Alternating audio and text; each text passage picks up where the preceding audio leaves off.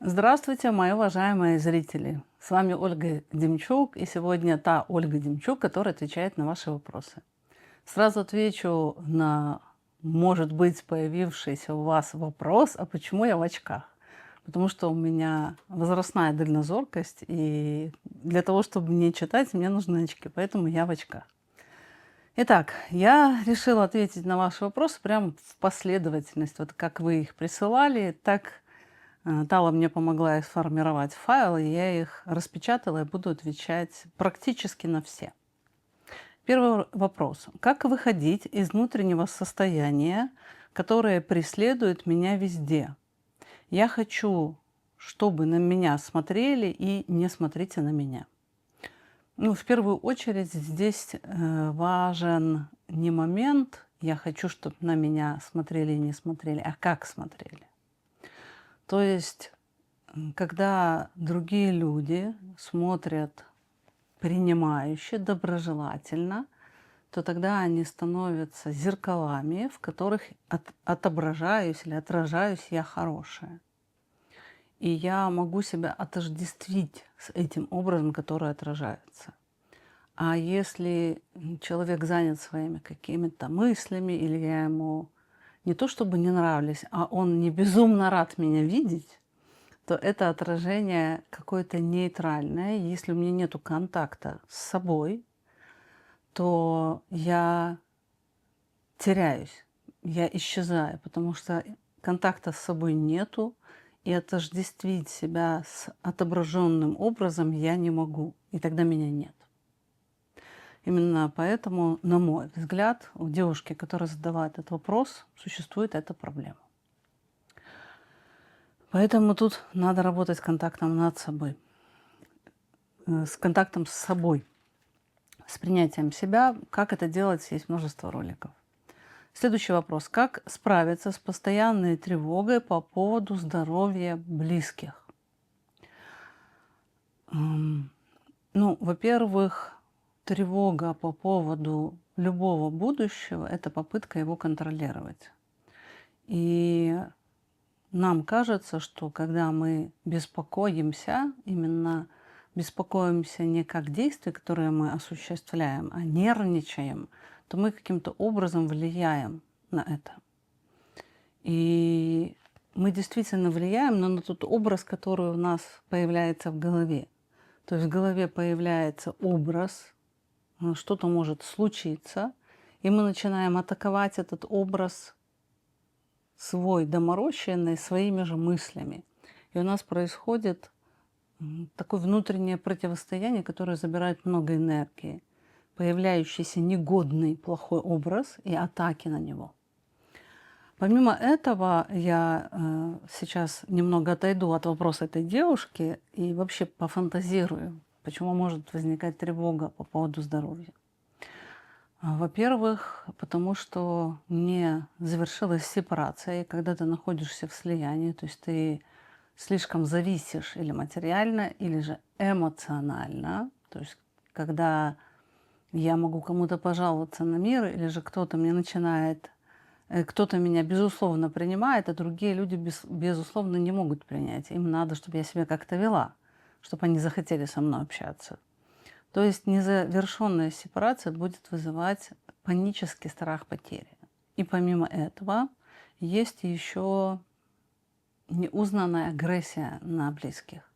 То есть когда ты испытываешь негативные чувства, но они тебе запрещены к узнаванию, и тогда появляется мысль, пусть бы они исчезли, заболели и умерли. И так как тебе запрещено испытывать злость, эта мысль тебя ужасает, и у тебя возникает еще тревога на тоже доморощенную мысль. Вот я породила мысль, чтобы с ними что-то случилось, я ее порождаю и тут же начинаю нервничать, с ними может что-то случиться. То есть два варианта. Или сепарация, или же запрещенная злость на близких. Следующий вопрос. Я выросла с мамой, бабушкой и дядей. Мне сейчас 35. Мама запойная была. Я до сих пор ощущаю отголоски того, что выросла в такой дисфункциональной среде. Ощущаю так, что во взрослых ситуациях реагирую как ребенок и ничего особо не могу сделать с этим. Хожу на группы ВДА к психологу, но не получается реализовать себя, зарабатывать жизнь спокойно. Плюс осознала, что меня, скорее всего, не любили. Просто после кучи абортов почему-то мать оставила меня. Могли бы вы поделиться мыслями по поводу того, как облегчить проживание чувств нелюбви к себе от родителей, чтобы уже в конце концов перестать пытаться ждать эту любовь от мира и пойти дальше? Спасибо, что прочитали. Ну, в первую очередь я хочу сказать, что реакция на что-то, как будто ты ребенок, а не взрослый, она не из-за того, что вас любили или не любили. Она из-за того, что произошло застревание на определенном этапе эволюции. Это застревание возникает, когда человек переживает какие-то травматические события. То есть образуются мощные доминанты, и они личность удерживают в неразвитии, потому что реакция идет вот из этих доминант. То есть это не про нелюбовь, это про физиологию скорее, про застревание в прошлом из-за того, что новые навыки реакции не вырабатываются. Вот вы пишете, что вы ходите на группу, ходите к психологу, но, понимаете, просто ходить это точно не поможет. Я встречаюсь, когда провожу личный психоанализ с людьми, которые отдают себя мне как младенца для того, чтобы я их куда-то занесла. Но так не получается. То есть человеку надо самому прикладывать усилия и учиться реагировать по-другому. Ну вот как ребенок там, я хочу понравиться, допустим. Ты должен осознать желание, что ты хочешь понравиться. И выбрать поведение не из желания хотеть понравиться, а из текущей ситуации. Для того, чтобы выбрать поведение гармоничной текущей ситуации, надо ее понять, надо проанализировать, надо понять, какие-то люди, что происходит. И человеку, который очень зациклен на себе, достаточно сложно быть эмпатичным к пространству, эмпатичным к ситуации, эмпатичным к другим людям. Он зациклен только на себе, на своем желании понравиться, чтобы его как-то восприняли, к нему как-то отнеслись. И о том, как выходить из зацикленности на себе, у меня написана целая книга, запертая изнутри. Можно ее приобрести. И до 28, кстати, июня есть акция на 2 книги. На сайте есть информация под этим видео. Но здесь, мне кажется, будет конструктивнее уйти от мысли, что я такая, потому что меня не любили. Я такая, потому что я застряла. И мне надо научиться выбирать осознанно реакции. Потому что детская реакция выскакивает только рефлекторно. А если ты начинаешь осознанно выбирать, думать, это сложнее, но тогда у тебя появляется свобода выбора, потому что на рефлексах ты будешь себя вести одинаково. Следующий вопрос. Запитання українською мовою поставлено, тому буду перекладати.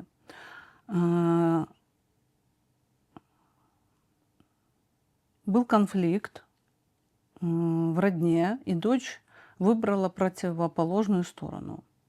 Она не разобралась в ситуации. Перед конфликтом она получала от меня финансовую помощь. Есть ощущение обесценивания и использованности.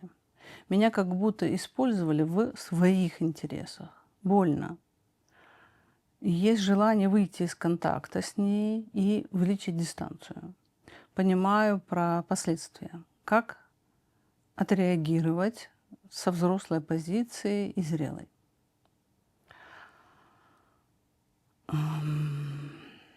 Я не знаю, сколько у вас детей, ну, потому что разный у меня был бы ответ для матери, у которой еще есть дети, и когда единственная дочка. Ваша обида на дочь, она полностью из вашего мира и меня себя. Жизнь, она гораздо сложнее. То есть, если мы попробуем быть эмпатичными, понять дочь, почему она выбрала противоположную сторону, чем она руководствовалась, можно даже задать ей этот вопрос. И вам для того, чтобы стать эмпатичной к дочери, надо вывести ее из категории враг. Потому что вы сейчас к ней относитесь как к врагу. Вот это ощущение предательства. Но дело в том, что вот это наше ощущение, что нас предали, оно исходит из только эгоцентричной модели. Потому что даже, допустим, представим, мой муж, не знаю, завел любовницу, предал ли он меня? Нет. Ну, как предал с точки зрения обывательской, но с точки зрения психоаналитической на это есть ряд причин, совокупность причин. То есть это произошло по той и той причине. И такое рассуждение, оно помогло бы мне в этой ситуации не генерировать громадное количество эмоций, где в центре есть я, и вот меня предали. То есть мы с вами должны, во-первых, перейти из субъективной системы координат в объективную систему координат, где я не центральный персонаж, а вот дочь такой же центральный персонаж, как и я.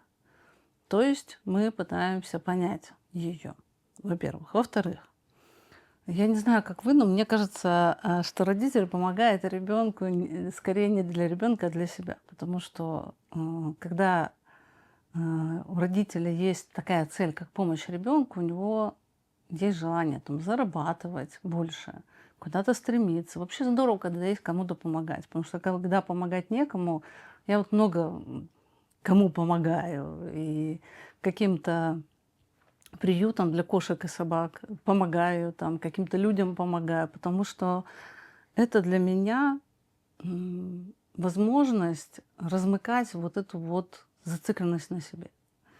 И эта помощь, я думаю, что вы в первую очередь делаете для того, чтобы испытывать какие-то ощущения.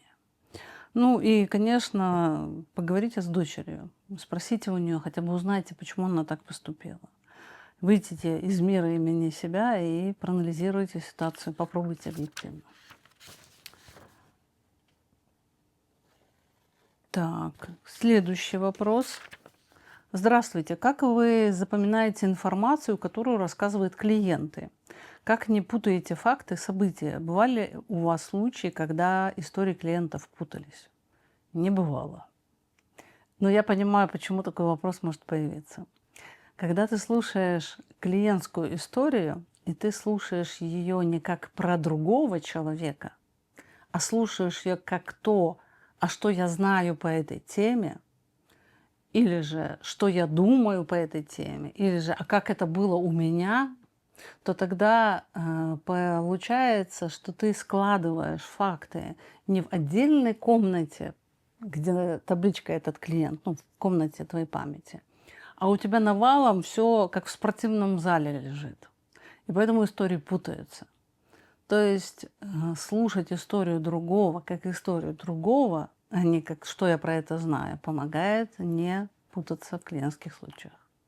Ну, зацикленность на себе, книга, и ролики и так далее. Следующий вопрос. Мой вопрос следующий. Меня очень беспокоит точка потери себя в ситуациях, где необходимо выдерживать оценочность, либо в конфликтных ситуациях. Меня охватывает сильная дрожь всего тела, я практически теряю пространство, в котором нахожусь. Ну, вы описываете, во-первых, паническую атаку. Ну, или предвестник. Мне очень сложно с этим жить, выстраивать коммуникации, и из-за этого состояния страх проявиться, либо стоять границы. Я стала чувствовать прогресс, когда стала узнавать себе желание нравиться и поглотить весь мир. Этот мир должен меня принимать такой, какая я есть, что я высокомерна и постоянно падаю с этого высокого стула. Помогите выстроить алгоритм работы с этим состоянием в моменте, когда я могу себе помочь здесь и сейчас. Может быть, вы поделитесь, как вы видите процесс выхода из этого. Ну, я бы на вашем месте обратила внимание на злость.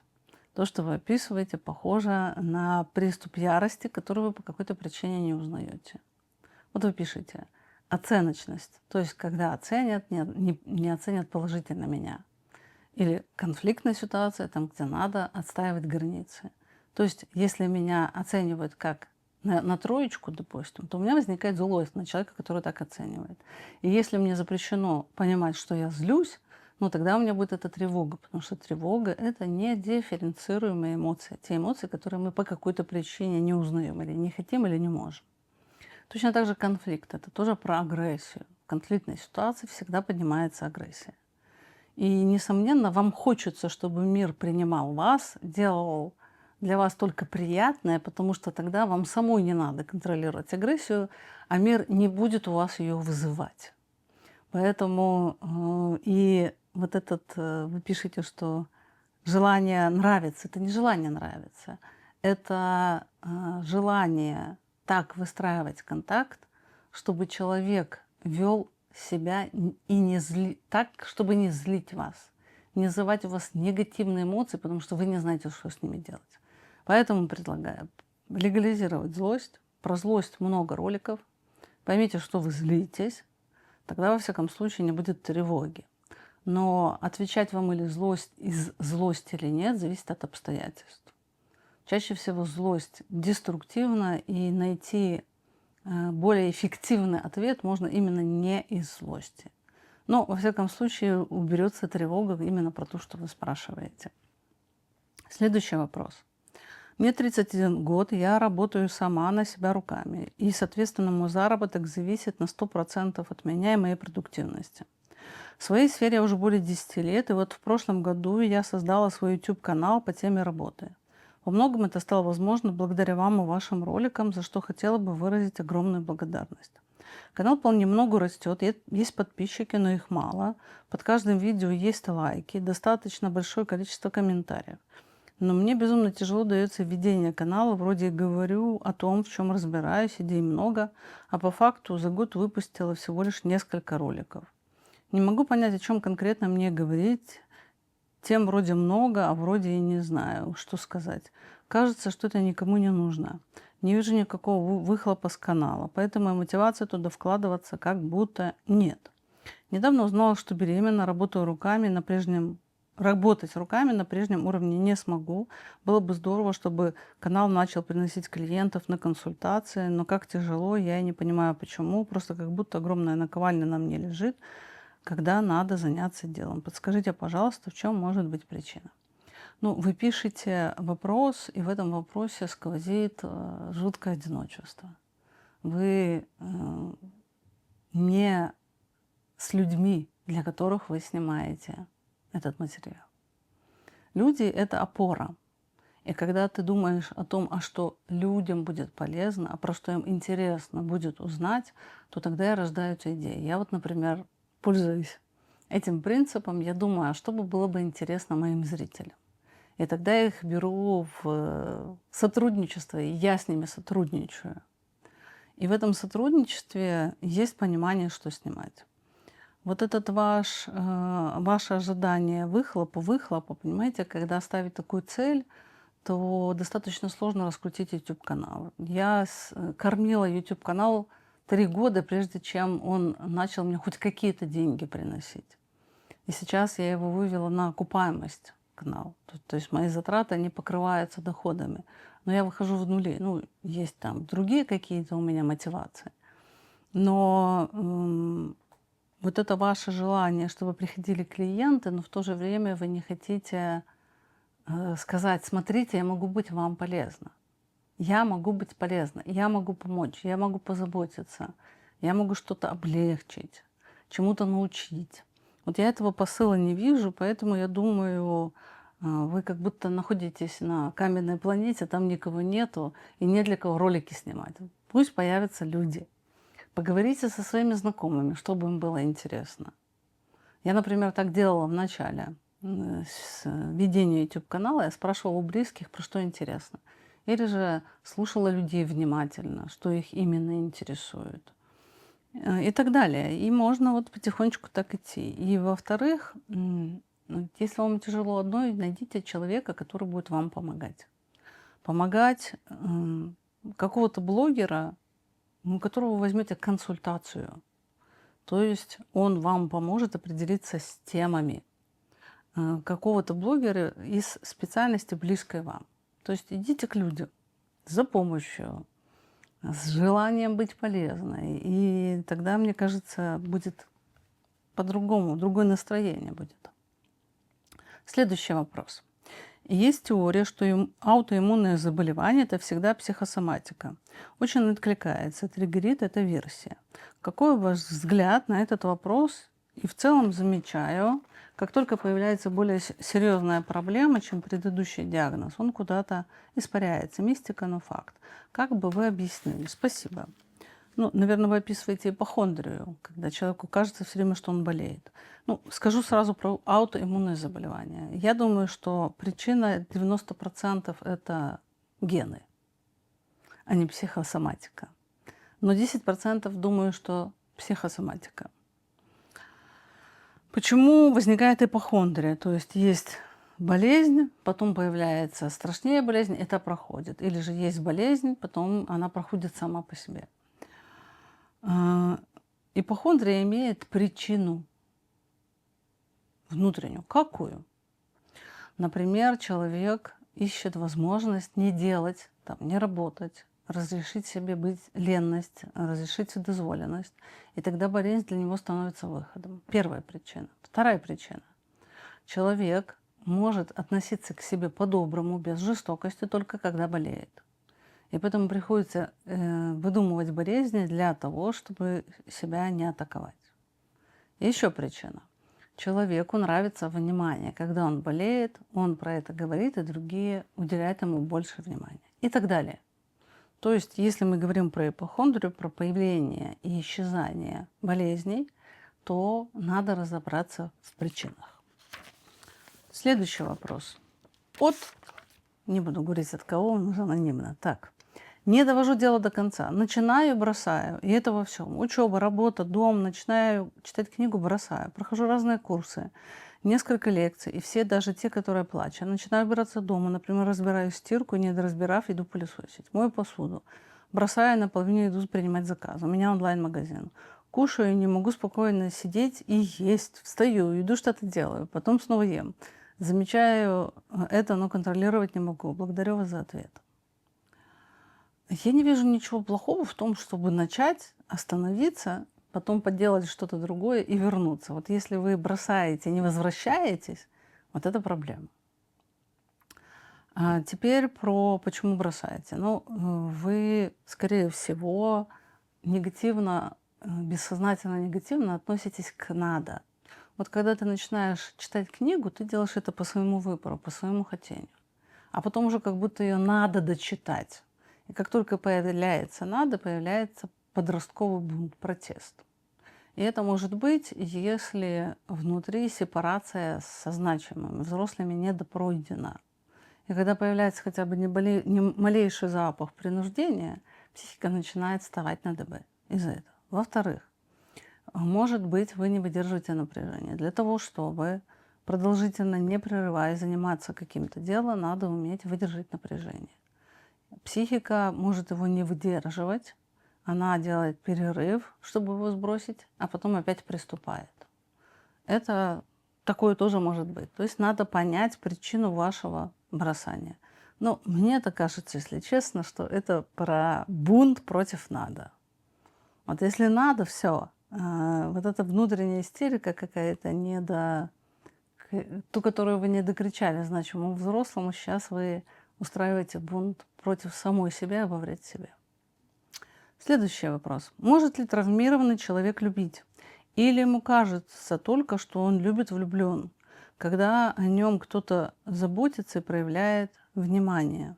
Любовь это или просто привязанность, связь травмы и любви? Как человеку проявлять свою любовь изнутри в этот мир? Ну, вы вопросов задали на диссертацию, но я постараюсь ответить кратко. Может ли травмированный человек любить? Да. Есть люди, у которых было достаточно спокойное детство, и они не умеют любить точно так же, как травмированные. Это зависит от того, вышел ли человек из эгоцентризма. То есть у него появился второй или не появился. Когда человек эгоцентричен, он может думать только о себе. И людей, у которых было прекрасное детство, они иногда и чаще не умеют любить. Ему только кажется, что он любит, когда о нем кто-то заботится. Да, У людей, у которых не хватило любви и заботы в детстве, они будут падки на тех, кто проявляет по отношению к ним, и они тогда воспринимают заботящегося как того самого, и психика его начинает сплетать с ним эмоциональную связку, которая ощущается как влюбленность. Любовь или ты — это просто привязанность? Я ответила. Связь травмы и любви. Ответила. Не связано. Как человеку проявлять свою любовь изнутри в этот мир? Для меня любовь — это забота о других и возможность не урвать, не думать, как урвать себе, а возможность или умение думать о других людях. Это самопожертвование, но самопожертвование не жертвы, которая пожертвовала, а потом предъявляет претензию, а умение не быть эгоцентричным. Следующий вопрос. Здравствуйте, мне 30 лет и 2 года нахожусь в кризисном состоянии касаемо моей реализации отношений. Сегодня объять коснусь детальнее только темы брака. С мужем вместе 7 лет, жили всегда в мире, уважении, но стали больше как родственники. Я не хочу близости детей от него, считаю это проблемой. И что со мной и нашим союзом что-то не так. Он стал каким-то болотцем, при этом расстаться тоже не могу. Типа же все норм, уважаю его, ценю. И не понимаю, можно ли как-то оживить отношения или стоит все же принять решение о расставании. Ощущение, что он мне частично как родители, мне пора сепарироваться от него в страшную неизвестность. Но все же есть запутанный клубок из страхов, чувства долга, вины, предательства, клятва один раз на всю жизнь, на что опираться при принятии такого судьбоносного решения. Благодарю вас. Но в первую очередь опираться на понимание, сможете ли вы быть одна. Есть ли вам куда уйти, где вы будете жить, на что вы будете жить, можете ли вы эмоционально выдержать одиночество. Эти вопросы надо в первую очередь задать себе. Если нет, то надо готовить как бы запасной аэродром. Теперь про отношения с мужем. Можно ли оживить отношения? В одиночку вы их не оживите. Для этого надо двое людей. То есть надо поговорить с мужем о том, что происходит, честно, и попробовать оживить. В-третьих, неплохо сходить к психотерапевту хотя бы на какую-то краткосрочную психотерапию. Есть люди, которые 10 сеансов принимают и как-то помогают. Вам надо разобраться в себе. Вы уходите откуда и куда. Многие люди руководствуются паттерном, который сформировался при рождении. Вот это место, утроба уже токсичная, я сейчас вырвусь и уйду оттуда. А куда? То есть можно вырваться и уйти, а куда? Я этой цели у вас пока не вижу, к чему вы хотите прийти и какую жизнь хотите сформировать, какие отношения и так далее. Так что вот, думаю, надо на этом сосредоточиться. Следующий вопрос. В процессе терапии становится частично сложнее, так как по-старому инерция несет. Но голова подсказывает, что нам не туда, а попытка действовать по-новому ощущается неправдоподобной и слишком искусственной. Кажется, что обманываешь сам себя или слишком мудришь. Вопрос. Стоит ли продолжать делать, как чувствую, или все же опираться на понимание, что к чему приведет, даже если и кажется тогда проживание искусственным. Вам надо понять, вы хотите по-новому вести или правильно? Вот я в вашем вопросе ощущаю, я хочу так повести, а правильно вот так. И это правильно действительно как искусственное, как будто мамочка вам пришла и сказала, правильно вот так себя вести. То есть раньше вам мама говорила, сейчас вы себе говорите назидательным тоном. Да, вот вы пишете, что опираться на понимание, к чему это приведет. Вот именно здесь надо опираться на это понимание, и вы должны быть свободным человеком, который выбирает себя вести по-другому, потому что он так решил. А я у вас замечаю вот это правильно, потому что правильно вот так. То есть вы действуете для себя, ради своего будущего, а не потому что так правильно. И вот это умение видеть себя в будущем и заботиться о себе в будущем, оно развивается достаточно сложно, когда у человека слишком буйные эмоции. Потому что вот эта тут ситуация заряжена, а в будущем непонятно как там. То есть это развитие стратегического мышления и постоянная забота о своем будущем. Вот как родитель думает о своем будущем, точно так же и вы попробуйте думать о своем будущем. Так, следующий вопрос. Какой вопрос задать себе в моменте, если возможно, конечно, чтобы понимать, что твои границы нарушены или ты попал в травму? Также в сторону партнера, что ты переборщил или попал в болевую точку. Так, давайте сначала. Какой вопрос задать, чтобы понять, что твои границы нарушены? Ну, вы как только из дома вышли, ваши границы нарушены, потому что вам приходится делить это пространство с другими людьми. Вот вы в лифт зашли и едете, и кто-то на этаже еще зашел. Ваши границы нарушены. Вы подошли к прилавку, а продавец отвлекся, ваши границы нарушены. То есть не стоит воспринимать мои границы нарушены как что-то такое священное.